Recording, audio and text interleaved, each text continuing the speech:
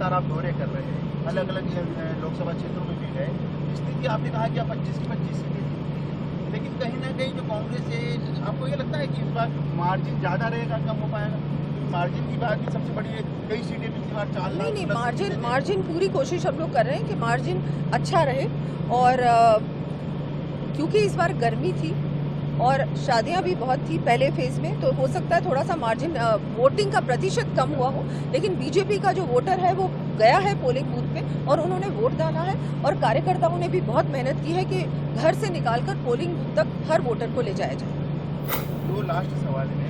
एक तो इस चुनाव में, क्योंकि केंद्र के चुनाव में बड़ा मुद्दा था राम मंदिर के निर्माण का, सालों की जो प्रतीक्षा थी वो पूरा हुआ। इसके अलावा कई बड़े डिसीजन रहे, चाहे जम्मू कश्मीर को लेकर धारा 370 का रहा। आपको लगता है कि बड़ा जो फोकस है मोदी की गारंटियों के साथ इन बड़े निर्णयों में जो 10 साल में लिए गए, वो भी कार्यकर्ता भी होंगे 400 पार के नारे को लेकर? बिल्कुल होंगे।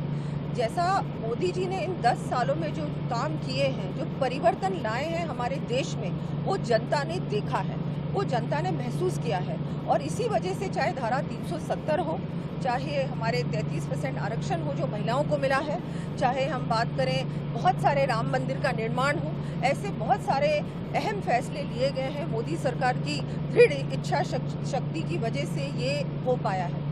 और ये सब चीज़ें देखते हुए जनता जानती है कि कौन सी ऐसी सरकार है जो हमको आगे बढ़ा रही है, हमारे देश का भविष्य सुरक्षित कर रही है, हमारे युवाओं को आने वाले समय में एक सुरक्षित भारत, एक आत्मनिर्भर भारत बना रही है और एक विकसित भारत बना रही है। वो मोदी जी हैं और मोदी जी ने इस बात की गारंटी ली है। हमारा देश अब विश्व की तीसरी सबसे बड़ी आर्थिक व्यवस्था बनने वाला है तीसरे कार्यकाल में। इसकी गारंटी भी मोदी जी ने ली है और मोदी जी की गारंटी पे जनता विश्वास करती है।